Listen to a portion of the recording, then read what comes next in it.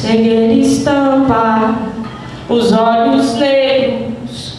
Tu ouve fora, mas o dentro te incomoda. Falamos tanto, recitamos tanto, colecionamos notas, números na estante. Mas o importante, cadê o dentro? O empoderamento é cura do sofrimento de si mesmo. É dar-se a si, reconhecer que podes desconstruir o outro, mas sem esquecer de ti próprio. Mas quantos palcos, quantas taças, quantos amores, quanta liberdade damos ao outro, quanto vale o 10 da sua poesia, quanto vale a vida do menor da dólar de 10 que eu fumo. Meu grande ego às vezes é pensar que sou empoderada demais, que sou inalcançável. A luta aqui é o dentro, o indivíduo luta sozinho, a luta vira coletiva e de repente já se esquecem do individual. Mas há um preço caro nessa missão, poeta, em dizer que a mensagem é para todos sem distinção. Mas a verdade é você ser com todos como é a mensagem. O empoderamento é dentro, aí você externa. A militância é dentro, aí você externa. É dentro porque tudo que somos está aqui. A cor preta aqui fora é luz mal incompreendida pela carne, porque é muito mais que não gostarem da sua cor, é não suportarem o brilho da sua luz. Mas a carne pede, desaba, machuca, fofoca, suga, mas acorda, foco. Não somos só o corpo no mundo, somos o verbo que se fez carne e no dentro se fez espírito. Você é o que faz e memórias não morrem. Você é mais que cor, é algo muito mais divino e intuitivo. Então fica vivo no dentro. Escuta a voz da ancestral que fala: eu sou Dandara, pago pelo sangue de cada branco que tirei no facão, assim como pagam o dobro do sangue dos meus. Daqui cresci o espírito que hoje vos fortifica. Por muitas vezes eu fui palavra, raiva, ira, mas hoje peço: larguem a ignorância, larguem as armas, seja carne e espírito negro, se empoderem das minhas virtudes e não dos meus erros. Sou Dandara, o fio de prata, cordão umbilical ancestral que vos conduz. Se a bala pega a carne, tu permanece transpassado, empoderado, na verdade não morre. E se morre, que seja no colo da palavra. Começamos com a palavra e acreditamos que ela é de fato arma. Então tira esse ódio de mata ou morro, porque os tempos aqui são uns, e onde nossos ancestrais estão agora são outros. Mas cegueira estampa os olhos negros. Tu ouve fora, mas o dentro te incomoda. Falamos tanto, recitamos tanto, colecionamos notas, números na estante. Mas o importante, cadê o dentro? Obrigada. Eu gostaria de falar um pouco sobre o samba de bumbo campineiro, que é talvez a única manifestação cultural envolvendo música e dança genuinamente campineira, nascida na cidade de Campinas. E ela nasce de uma adaptação da umbigada, que é uma dança angolana que chega no Brasil e principalmente aqui na região sudeste através dos negros que vieram da região centro-oeste da África, né, principalmente de Angola. Mas antes de chegar nisso, para dizer como é que ele nasce, e para aproveitar o gancho que deu aí o Gil Amâncio, falando em relação à leitura do corpo, né, eu vou contextualizar um pouco onde tudo isso se dá. Campinas, na época da escravidão, era considerada o inferno dos escravos, né? Quando um escravizado se insurgia ou tinha um comportamento tido como rebelde nas fazendas de todo o Brasil, os senhores de escravo o ameaçavam dizendo assim: olha, se você continuar desse jeito, eu vou te mandar para Campinas. Então ali era um lugar que realmente o grau de repressão e crueldade ao corpo e à vida, né, do negro era uma coisa muito acima da crueldade que já vigorava em todo o país.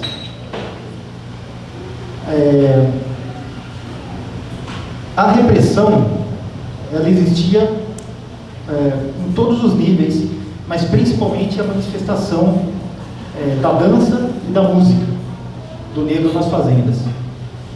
Então, por que se proibia a dança de umbigada, né? Que era o que se comumente dançava nos terreiros e nas senzalas ali da região de Campinas, interior de São Paulo. A umbigada é uma dança em que há uma roda e a mulher que está sambando convida o parceiro para dançar com ela na roda, e há um encontro dos corpos, onde se bate o ventre com ventre. É daí que vem o nome umbigada, certo?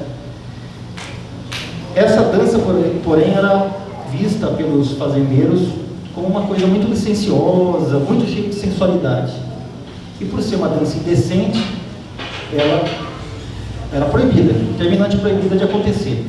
E quando era surpreendida, era reprimida duramente, com castigos físicos, inclusive. Também a Igreja Católica, na época, condenava isso, condenava a umbigada.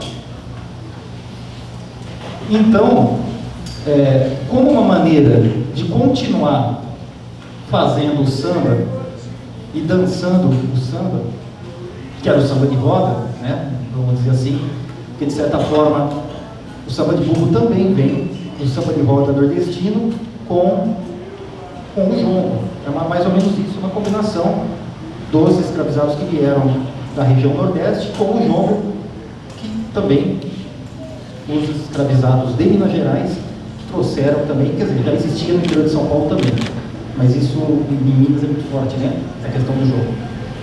Mas enfim, aí, para fugir dessa repressão, que não se podia dançar umbigada, se inventa uma grande solução. Os homens passam a colocar o bumbo, que era um bumbo enorme, lá se chamava de bumbo 7 polegadas, 7 léguas, desculpa, bumbo de 7 léguas, que se dizia que era capaz de ser ouvido a 42 quilômetros de distância, né? Ele tinha um som muito profundo, muito grave. Os homens colocavam esse bumbo à frente do corpo, né? Uma representação fálica, inclusive, e não havia mais o contato com o ventre da mulher. Mas as mulheres na dança, elas passavam perto do bumbo e roçavam com a ponta da saia, com a barra da saia, que era uma maneira de reverenciar, de homenagear o bumbo, né? E embora continuasse havendo ali um componente de sensualidade, não foi assim entendido pela igreja nem pelos fazendeiros, que então viram que, olha, então agora está liberado. Mas eles não entenderam, eles continuam havendo, que na verdade remonta a dança angolana, a umbigada era feita para saudar a deusa da fertilidade, né? Então é por isso que se tem essa relação sexual com o corpo. Esse samba de bumbo, ele vigora assim, dessa forma até o período pós-abolição. Porém, se acredita não, né? Deveria ser assim. Você imagina que após a abolição da escravatura vai haver liberdade total para que os negros manifestem a sua cultura, a sua religião, os seus costumes sejam respeitados. Mas acontece o contrário. Na verdade, o período que vai de 1888 a 1926 é considerado um dos períodos mais terríveis do endurecimento da perseguição e da repressão aos negros no estado de São Paulo, mas especificamente na cidade de Campinas, que é o período que eu estou dizendo aqui, né, nessa fala, que está presente numa pesquisa de um historiador de Campinas chamado Kleber Maciel da Silva, um historiador negro que inclusive já é falecido, escreveu um livro fundamental chamado Discriminações Raciais em Campinas. Então ele aborda esse período de 40 anos de pós-abolição, onde Nesse período, Campinas tinha uma população estimada de negros em torno de 62% de sua população. Em 1926, 40 anos depois, ela cai para 16%. Então ele tenta entender por que acontece essa redução tão drástica. Por que isso acontece, né? Não tem muito sentido. Se a escravidão acabou, por que os negros estavam cada vez mais sendo a maioria da população e de repente deixa de ser? E deixa de ser uma quase redução enorme, né? Então, através da documentação oficial da época, se descobre algumas coisas em que a repressão brutal, a não aceitação do negro como um homem livre, como um cidadão, e a perseguição ao seu modo de existência, conduz não só a massacres, a linchamentos na rua que aconteciam por parte da população, e repressão policial, porque todas as suas manifestações eram reprimidas barbaramente. Havia um código de conduta, chamado, na verdade, Código de Postura, que era uma lei municipal de 1890, e que perdurou até o início da década de 30. O Código de Postura, ele proibia, por exemplo, no seu artigo 1º, a vadiagem. Porém, a vadiagem é um conceito muito genérico e muito amplo, né? Tudo pode ser vadiagem. Um grupo de negros sentado no banco da praça é vadiagem. Um negro andando sozinho na rua olhando vitrine, vadiagem. Se o cara é pego embriagado, vadiagem. Capoeira, proibida. Batuque, proibido. E aí no batuque você coloca tudo, né? O batuque, a feitiçaria também é proibidíssima, é pior ainda, a feitiçaria. A Umbanda e Candomblé eles chamavam de feitiçaria. E há nunca se sabe, eles nunca conseguiram diferenciar o que é batuque e o que é feitiçaria. Enfim, tudo isso era proibido, inclusive pedir esmola era proibido. Então o negro que fosse pego pedindo esmola era preso. Então praticamente você não tinha direito a nada. Então as 5 principais causas de morte dessa população em 40 anos foi, em primeiro lugar, a morte misteriosa, que não tem causa. O negro aparecia morto na rua e não se identificava por quê. A segunda, doença de todo tipo. Não tinha assistência médica, né? Os negros eles tinham que recorrer às mães de santo, que faziam as vezes dos médicos, e era tanta gente que procurava pai de santo e mãe de santo para se curar, que os médicos na época eles tiveram que se organizar para pedir uma repressão, para que a polícia reprimisse, né, os chamados feiticeiros. E houve essa repressão, tanto é que foi proibida a prática do curandeirismo. A terceira causa de morte era fome e frio. A quarta, linchamentos e assassinatos por parte da população e da polícia. E a quinta, mas não menos desprezível, suicídio. Então, o suicídio em massa da população negra de Campinas foi uma coisa brutal. Assim. Em um período de 10 anos, entre 1910 e 1920, são encontrados mais de 200 corpos de pessoas que se atiravam na frente dos trens, na ferrovia, pela incapacidade de poder viver a sua vida plena, né? Viver a sua cultura, pelo menos. Então, isso significa que a cultura ela foi um bastião de resistência, tanto que ela sobreviveu, inclusive, a essa repressão brutal. Tem um dado interessante,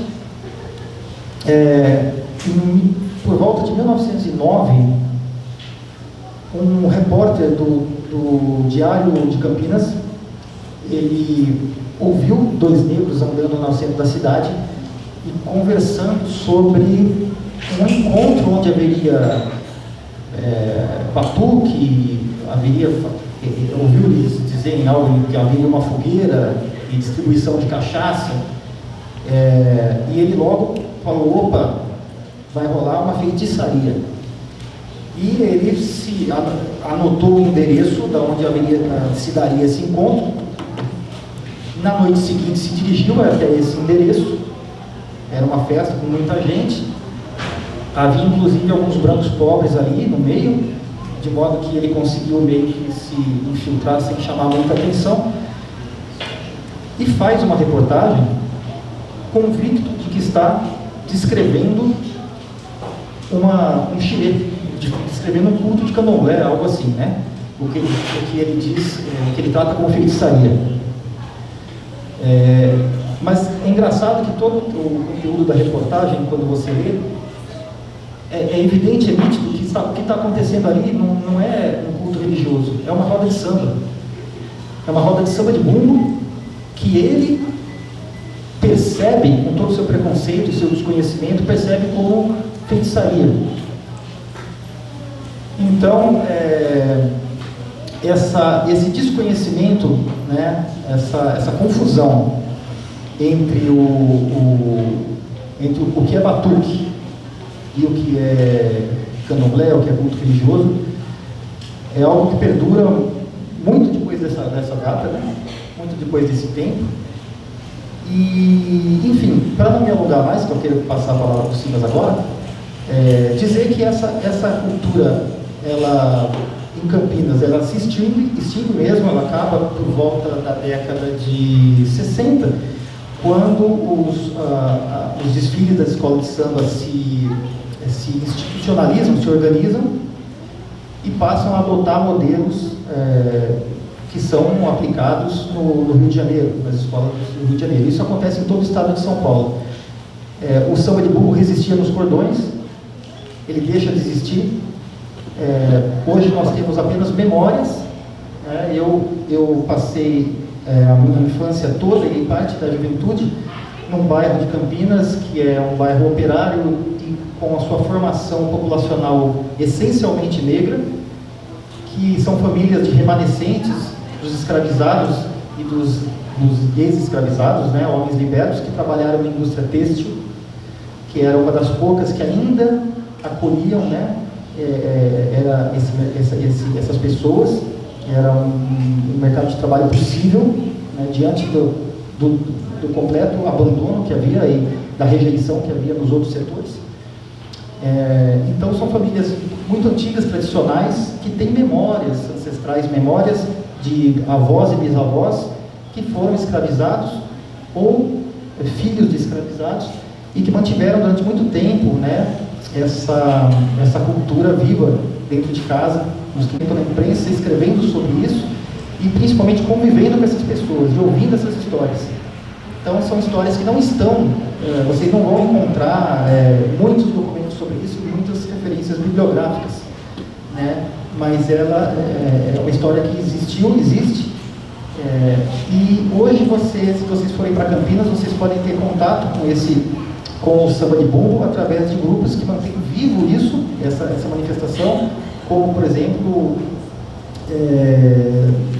Puitas e Quijengues, Urucum dos Puitas e Quijengues, que são remanescentes dessas famílias que mantêm viva a presença. Eles fazem apresentações quando são solicitados, né? Não existe mais a prática espontânea, a manifestação espontânea, mas existem grupos que mostram como era e contam essa história.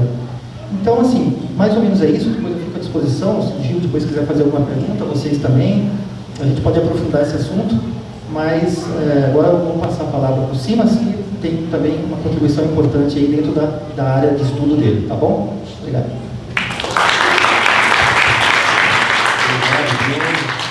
Interessante você falando aí essa história aí, como é que essa coisa da sexualidade é condenada, né? Quer dizer, isso lá, hoje o funk é o demônio, né? O funk está o tempo inteiro sendo perseguido nesse lugar. Por que prazer é tão condenado, né, gente? É tão bom mexer no quadril lá, tô ficando, tô lá, pelo amor de Deus. Vai lá, Simas. Boa noite. Primeiro, agradecer o convite da Curadoria para estar aqui com vocês. Prazer estar aqui também, conversando um pouquinho sobre o meu trabalho, trocando essas ideias aqui em Minas Gerais. E é interessante porque é um evento de literatura, quer dizer, eu sou carioca, né? Me chamo Luiz Antônio Silva, sou o primeiro carioca de uma família de pernambucanos e alagoanos. Trabalho como historiador e escritor, né? No fim das contas tenho já 16 livros publicados. E esses livros transitam em torno das culturas populares do Brasil, das culturas de rua do Brasil. E nesse processo fiz também uma longa pesquisa sobre a história do samba. Vários desses livros têm os sambas, as escolas de samba, as macumbas, as umbandas, os terecôs, os canjerês, as brema, o catimbó como referência. E a pesquisa mais profunda sobre o samba se deveu ao longo de 9 anos em que eu trabalhei com Ney Lopes, um grande mestre, compositor, pensador, pesquisador, e a gente escreveu junto o Dicionário da História Social do Samba, que acaba tendo uma boa repercussão. Ele ganha o Jabuti de livro do ano, de não ficção, uma opção de coisa. E eu estava ouvindo vocês falarem aqui, e eu queria começar contando 2 histórias, porque a minha formação é em história, e eu queria dar alguma dica sobre como trabalhar essas questões do samba. Eu vou começar contando 2 histórias, que eu acho que são muito exemplares desse tipo de coisa, né? E aí eu vou desenvolvendo reflexões a partir dessas histórias. E em 2012 eu escrevi um livro sobre a história da Portela. É um livro que chama-se Tantas Páginas Belas, Histórias da Portela. E aí, no meio da pesquisa para esse livro, eu conversando com a rapaziada mais velha da Portela e tal, eu obtive uma informação que está no livro. A bateria da Portela foi batizada no dia 20 de janeiro de 1928. Baterias eram batizadas, a ala das baianas eram batizadas, enfim, né, os segmentos das escolas de samba do Rio eram batizados. E a bateria da Portela foi batizada em 20 de janeiro de 1928. 20 de janeiro, nas macumbas cariocas, tá?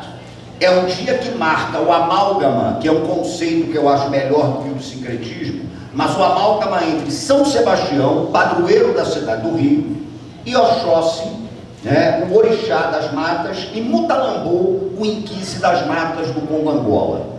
Então 20 de janeiro é o dia de São Sebastião, as macumbas tocam para Oxóssi, tocam para Mutalambô, e a bateria da Portela foi batizada nesse dia. Para minha surpresa, eu descubro que por causa disso, o naipe de caixas da bateria da Portela, e a caixa é um instrumento que a rigor sustenta o ritmo e ela dá o perfil de determinada bateria. Por causa disso, o naipe de caixas da Portela toca até hoje o aguerê. O aguerê é o toque de Oxóssi nos candomblés de Gueto. O aguerê é um toque que descreve a história de uma caçada.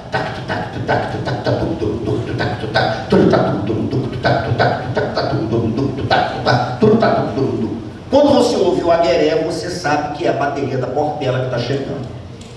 Essa informação, ela me surpreendeu profundamente e ela começou a alargar o horizonte das minhas pesquisas sobre o samba. Por que me surpreendeu?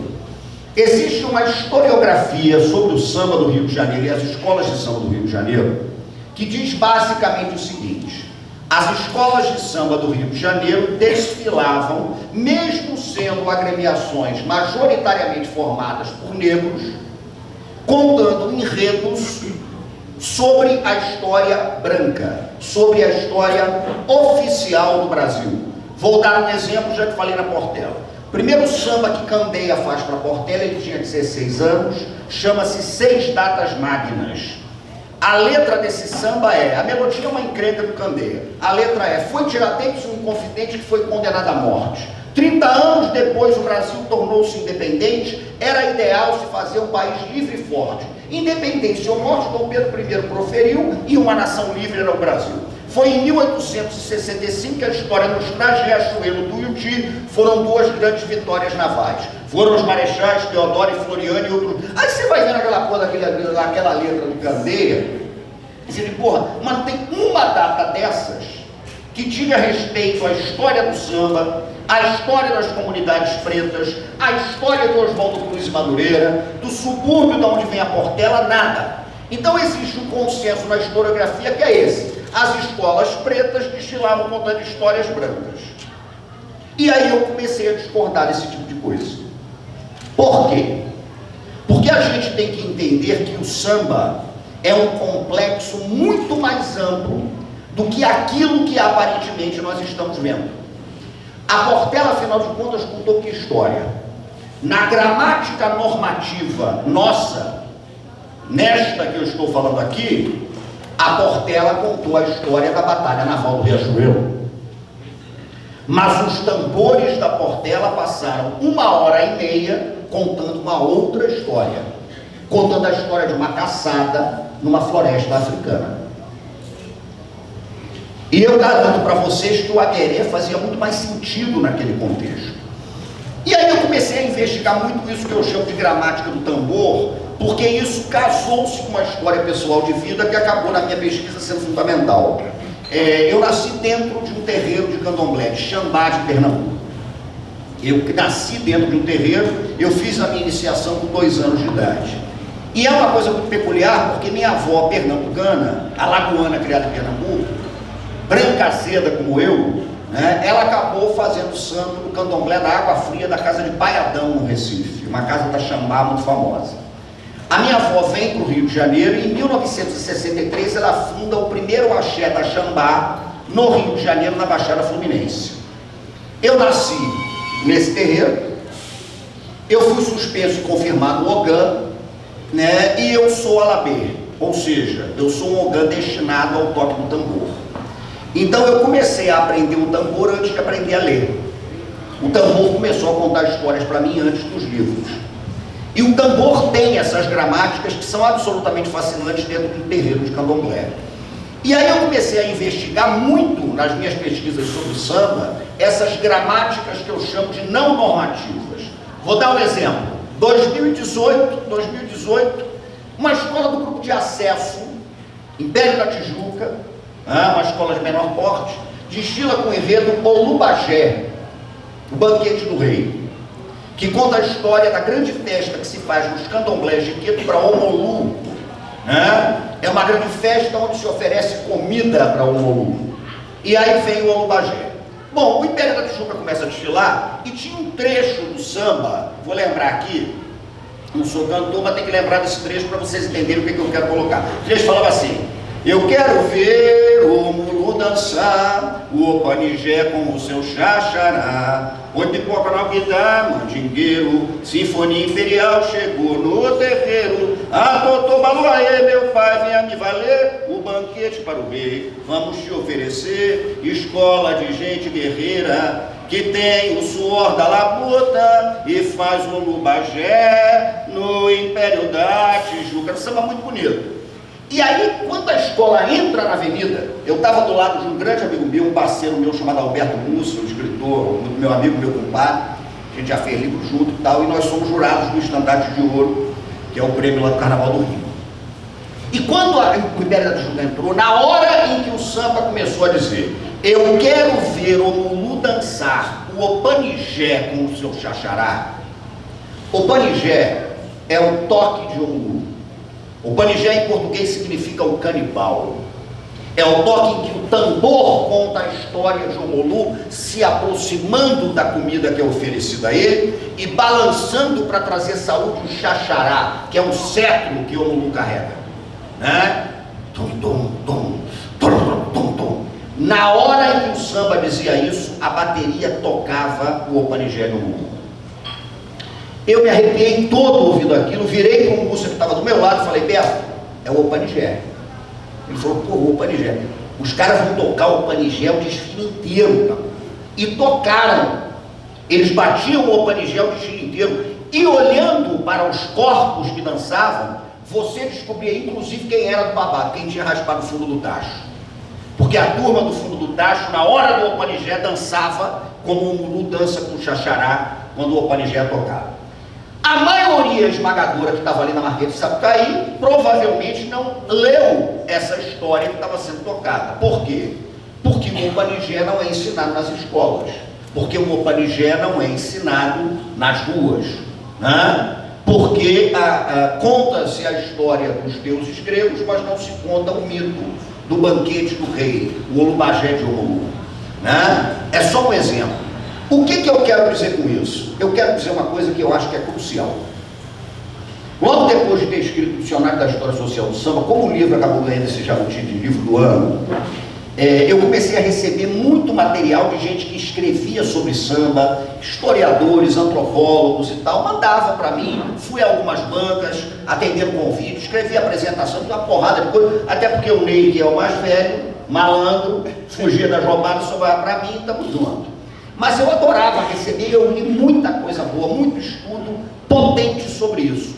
Mas uma coisa começou a me incomodar. Eu comecei a reparar. Praticamente todos os estudos que me chegavam sobre o samba, eles vinham com um referencial teórico, e as duas figuras mais votadas eram Bakhtin, com o conceito de carnavalização, que eu acho ótimo, e o Gramsci com o conceito de disputa por hegemonia. E aí eu olhava aquilo e falava, porra, mas não é possível que o samba não seja capaz de oferecer um manancial conceitual para que nós possamos analisá-lo. Porque uma das manifestações da colonialidade é você considerar que as manifestações dos colonizados são laboratórios de experiência. E a reflexão europeia é laboratório conceitual para você analisar essas experiências. E aí eu comecei a fazer um trabalho, eu estou fazendo esse trabalho até hoje com muita contundência, de tentar elaborar conceitos para analisar o samba a partir dos saberes do próprio samba. Um deles, por exemplo, eu gosto muito de trabalhar com isso, eu venho trabalhando com a ideia de que a cultura do samba é uma cultura de síncope. Por que eu digo que é uma cultura de síncope? Aliás, as culturas afro-diaspóricas e ameríndias são culturas de síncope. Sem entrar no mérito da teoria musical, porque não é o caso, mas o samba é uma música de compasso binário. Então o samba tem aquela pergunta e a resposta na marcação do surdo, né? Você vê uma bateria de escola de samba, fica muito nisso. Tum, tum, tum, tum, tum, tum, tum, tum, e por aí vai. Se você me pede para sambar aqui, eu não sei sambar, né? O meu corpo traz a memória ancestral dos brancos que não sambavam, então eu não sei. Se eu for deixar o meu corpo falar, eu vou levantar o dedo e vou levantar o outro dedo. Eu vou ficar fazendo aquela cena clássica do dedinho que sobe, do dedinho que desce. Isso não está errado, porque o meu corpo está respondendo, tá, à marcação do compasso binário. Tum, tum, tum, tum, tum, tum. Só que o grande mistério do samba é que você não samba numa pancada normativa e nem na outra. O samba acontece no espaço vazio entre uma porrada do surdo e a outra. O corpo que samba preenche o vazio. Ali é o espaço da síncope, ali é o espaço do imprevisto, ali é o espaço do inesperado. Aí eu chego ao cerne dessa conclusão, que é o seguinte: as culturas afro-diaspóricas, e a minha cidade é a cidade mais preta do Brasil, porque nenhuma outra recebeu tanta gente escravizada como o Rio de Janeiro recebeu. No caso de São Paulo de Campinas, olha, tem uma nossa cultura, tem uma parte dela que no Rio toda ela é. Você tirar as referências da cultura afro-brasileira ameríndia do Rio, não vai sobrar coisíssima nenhuma. E aí o que acontece? Acontece que tudo isso foi incriminado. Você estava falando de Campinas, né? A rigor é mais até do que um código de comportamento. Você coloca no Código Criminal de 1890 uma lei de vadiagem, que criminaliza tudo isso. Essas culturas, então, elas não tinham como se expressar a partir de gramáticas normativas. Porque se expressam a partir das gramáticas normativas, elas acabam sendo vigorosamente perseguidas. Então você começa a elaborar gramáticas, a elaborar discursos, a elaborar maneiras para tratar da questão da cultura, que falam a língua que o Código Criminal não conseguia entender, que ocupam aquele espaço da síncope, que ocupam aquele espaço da fresta, que ocupam aquele espaço vazio que existe entre uma pancada e outra. Essas culturas, então, são culturas de síncope. Elas trabalham em cima da síncope, eu não tenho dúvida. Eu gosto de trabalhar com a ideia que é pensar o ser, o corpo, a partir do que eu chamo de ontologia do surdo de terceira. Porque é uma reflexão sobre o ser que eu, inclusive, desenvolvi num trabalho com um grande amigo, um pedagogo do Rio, Luiz Rufino, num livro chamado Fogo no Mato, A Ciência Encantada da Macumba. O surdo de terceira é inventado por um ritmista da Mocidade Independente de Padre Miguel chamado Jean Miquimba. E a invenção do surdo de terceira é muito curiosa, porque o mestre de bateria era mestre André, isso era 1962, as baterias eram muito menores do que são hoje, e num dos ensaios da Mocidade faltou um ritmista que tocava o surdo de segunda. E aí o mestre André virou-se para seu Tião Miquimba e disse: seu Tião, ô Tião, seu Tião nada, mestre André, ô Miquimba, pega o surdo e toca. E o Miquimba não tocava surdo, ele tocava caixa. Ele vira-se para André e diz: mestre, porra, eu sou da caixa. Mas não tem surdo, caceta, vai lá, pega o surdo e toca. E aí o seu Miquimba contava o seguinte: ele era o grande candomblé e o tambor que ele batia no candomblé era o rum. Porque basicamente os terreiros de Queto, de Jeje, na Angola também, mas com uma certa diferença, mas eles se fundamentam na existência de 3 tambores: o rum, o lumpe e o lé. O rum é aquele tambor mais grave, né? O lumpe é aquele registro médio e o lé é o mais agudo. O lé e o lumpe, eles mantêm o ritmo, né? Então, se você vai ouvir um ibim de Oxalá, o lé e o lumpe, eles vão ficar o tempo todo batendo a mesma coisa. Tac, tac, tac, tac, tac, tac, tac, tac, tac, tac, tac. O rum é aquele que fica improvisando, é aquele que fica cortando, é aquele que ao mesmo tempo que marca tudo, né, ele vai e improvisa. E o Miquimba era tocador de rum, meteram aquele surdo na mão dele, ele falou: eu vou ficar agoniado, porque eu não vou conseguir só ficar dando uma porrada e esperar o outro bater para bater de novo. Eu vou dar a minha pancada e eu vou começar a desenhar em cima desse troço. E aí ele começa, ele inventa um instrumento que é o surdo de terceira. Né? E o surdo de terceira é fascinante, porque ao mesmo tempo que ele faz uma marcação, né, ele desenha improvisos rítmicos até que a resposta venha. Né? Essas culturas são culturas de surdo de terceira. O ser diaspórico, né, que fala com o corpo, ele é aquele que fala a partir do surdo de terceira. Até porque as culturas afro-ameríndias, do ponto de vista da ontologia, elas afrontam o cogito cartesiano. O cogito cartesiano diz: penso, logo existo. Os saberes afro-ameríndios dizem: danço, logo existo. Penso, logo existo. Bato o tambor, logo existo. Imolo um bicho, logo existo. E pasmem, morro, logo existo. Porque às vezes a condição da manutenção da vida é você morrer e baixar no terreno como um caboclo.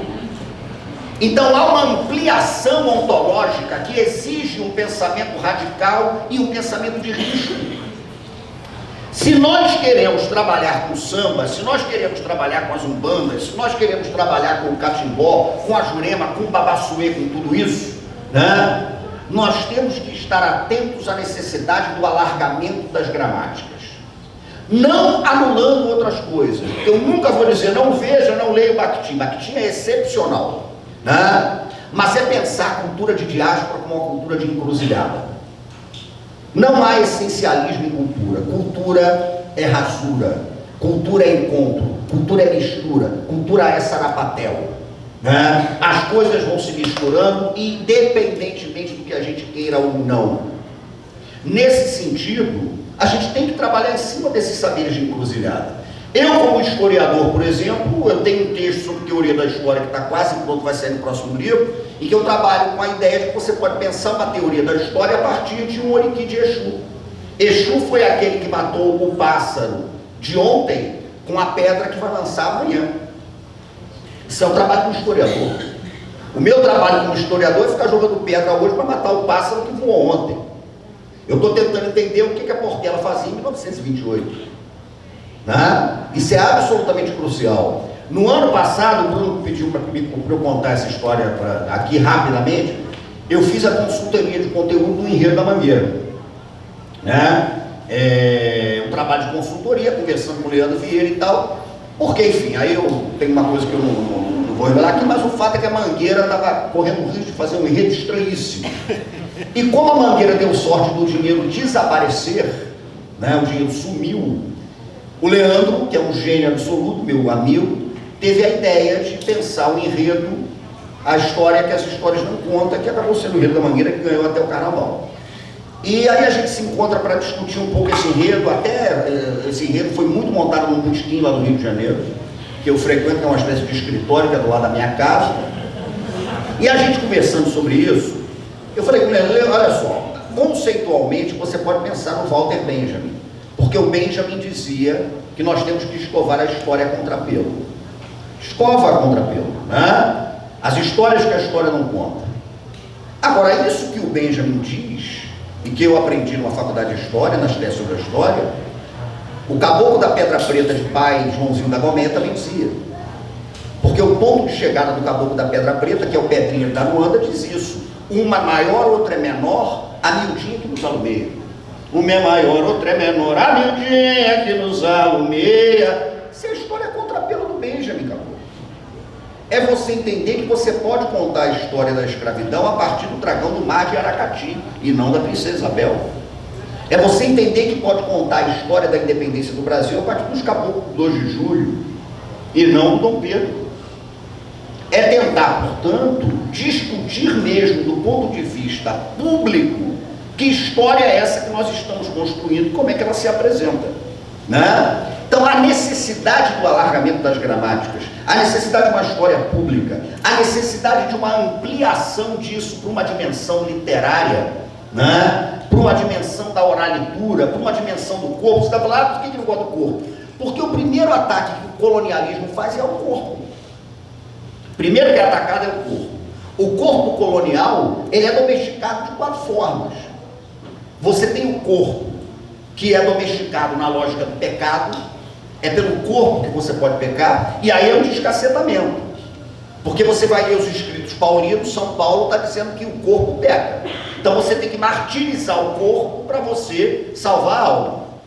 Nas culturas ameríndias e africanas redefinidas no Brasil, não é o corpo que peca, pelo contrário, é o inverso. O corpo é a única possibilidade que você tem de entrar em contato direto com a divindade.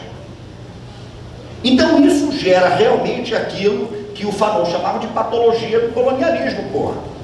Né? Você mora na encruzilhada entre uma cultura que diz que se pecar é pelo corpo e culturas que dizem que o corpo é aquele que pode te colocar em contato direto com a divindade. Nós vivemos nessa rasura, né? O que significa isso, para concluir? O primeiro corpo domesticado é o corpo domesticado na lógica do pecado. O segundo é o que eu chamo de corpo arado, é o corpo que é domesticado na lógica do trabalho. O terceiro é o corpo masculino domesticado na lógica da virilidade, é o corpo domesticado na lógica do estudo. E o quarto é o corpo feminino domesticado na lógica reprodutiva, só serve para aquilo e ponto final. Então o colonialismo, ele faz 4 ataques diretos ao corpo. O corpo peca, o corpo tem que trabalhar, o corpo tem que ser viril e o corpo tem que reproduzir. O corpo não tem que fazer a festa. Mas a lógica das culturas afro-ameríndias é diferente. E eu vou concluir com 2 histórias curtas. Uma delas é o mito da criação. Acho que os mitos falam muito sobre isso. Eu acho que é o mito da criação mais relevante para se pensar o samba. É o mito bacongo. Contam os bacongos que um dia Nizambi Apungo, o grande deus, estava triste. Triste. Aí Nizambi Apungo vira-se para Aluvaiá, um inquice do Congo, e diz: Aluvaiá, eu estou triste. E eu desisti de criar qualquer coisa porque eu não me animo mais com nada. Eu estou triste.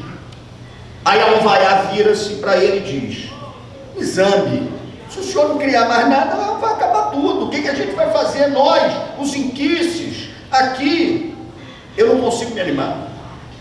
Se nós conseguirmos fazer o senhor sorrir, o senhor continua a criar. Se vocês não fizerem sorrir, eu continuo. E aí Aluvaiá começa a dançar na frente de Nizambi, mas Zambi não abriu nem um esboço de riso. Aí vem o Angorô, o inquice do arco-íris. Angorô inventou o arco-íris para que Zambi risse, e joga o arco-íris, mas Zambi acha muito bonito, porém não ri. Aí apareceu Dandalunda. Dandalunda coloca na frente de Zambi os peixes mais coloridos que existem nos rios. Zambi acha muito bonito, mas não ri. Aí vem Vungi, Vunge é criança, Vunge dá cambalhotas na frente de Nizambi Apumbo e Nizambi não ri. Aí vem Lembaranganga, que solta na frente de Nizambi Apumbo um cortejo de cabras e caramujos, e Nizambi não ri. Está tudo perdido, até que falta um último inquice, que é Nizazi, o inquice do fogo. Nizazi vira e diz: Nizambi, o senhor me dá um tempo mínimo para que eu possa apresentar algo para o senhor? Por favor, Nizazi. A Nizazi pega um carneiro, sacrifica o carneiro e distribui a carne entre os inquices, tira a pele do carneiro, porque ele estava interessado na pele, derruba um tronco de árvore com o fogo, e com o mesmo fogo ele faz aquele tronco ficar oco. Aí ele pega a pele do carneiro, ele preenche o oco do tronco com a pele do carneiro, aquece com o fogo, estica e cria o primeiro tambor do mundo, um goma. E aí ele chega, entra na sala onde estava Nizambi Apumbo tocando em goma.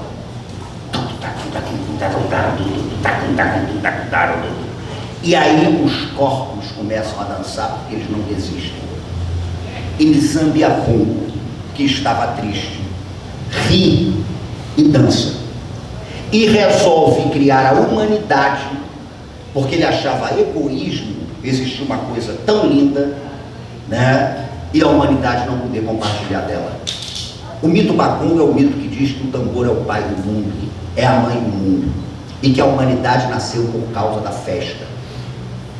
Ngoma alegrou Zâmbia. Isso é lindo, né? A dimensão que você dá ao corpo à festa é muito bonita. E cruzando com essa história eu vou concluir. No início do século XXI, 2005, 2006, por aí, a Beija-Flor de Nilópolis desfilou com um enredo sobre os 7 povos das missões e a importância dos jesuítas na colonização brasileira. O samba era lindo, o desfile foi lindo, a escola ganhou. Agora o samba já começava assim, e a Beija-Flor é a escola mais preta do Rio de Janeiro, longe, né? Baixada Fluminense. Aí você via a Beija-Flor preta cantando assim: em nome do Pai e do Filho, a Beija-Flor é Guarani, 7 povos na fé e na dor, são 7 missões de amor. Aí o samba começava: clareou, anunciando um novo dia, clareou, a luz de uma estrela guia, vem do céu a luz, menino, com a força do destino, para unir nas raças, e a fé vai reger a companhia de Jesus, espalha a fé, nanarana, vai restaurar. Aí chega o trecho que me interessa. Olha a letra. Os jesuítas vieram da Lemar com a força da fé catequizar para civilizar.